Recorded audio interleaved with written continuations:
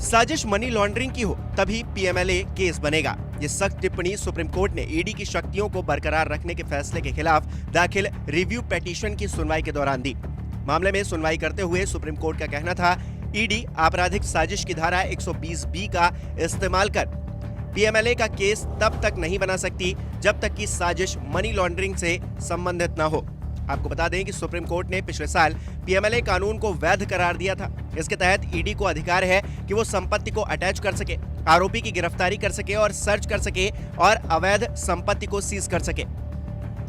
Supreme court के इसी judgement के खिलाफ रिव्यू पिटीशन दाखिल की गई थी। दरअसल ईडी की तरफ से इनकम टैक्स अपराध के मामले में आपराधिक साजिश का आरोप लगाकर ईडी के जरिए मनी लॉन्ड्रिंग का केस दर्ज किया जा रहा है। इस पर जस्टिस खन्ना ने ईडी के इस अप्रोच पर नाखुशी जाहिर की।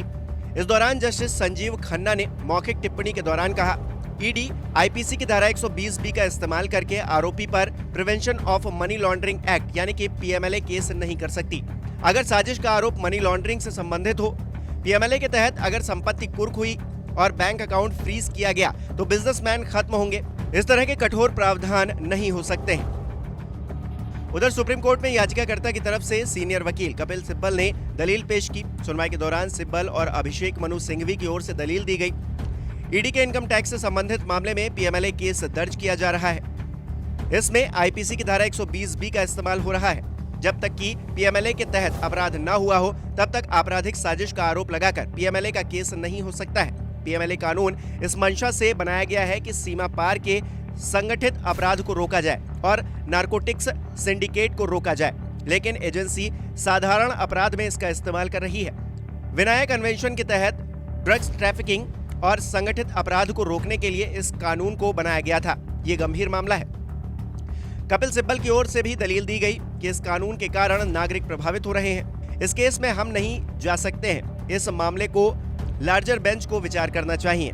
हर क्राइम मनी लॉन्ड्रिंग का केस बन सकता है और जब तक आरोपी खुद को बेगुनाह न साबित करे उसे जमानत नहीं मिलेगी। गौरतलब है कि सुप्रीम कोर्ट ने पीएमएलए कानून को वैध ठहराया था। 27 जुलाई 2022 को सुप्रीम कोर्ट ने कहा था कि ईडी को पीएमएलए कानून के तहत गिरफ्तारी, संपत्ति जब्ती, कुर्की के साथ साथ सर्च और संपत्ति को सर्च करने का अधिकार है। सुप्रीम कोर्ट ने कहा था कि पीएमएलए 2002 कानून के तहत ईडी ऑफिसर पुलिस ऑफिसर नहीं है और ऐसे में ईडी द्वारा दर्ज ECIR की तुलना पुलिस के दर्ज केस से नहीं की जा सकती।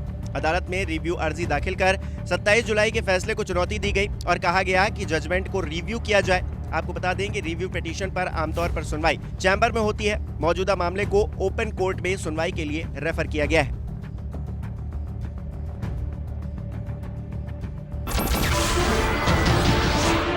नमस्कार, मैं हूं मानक गुप्ता।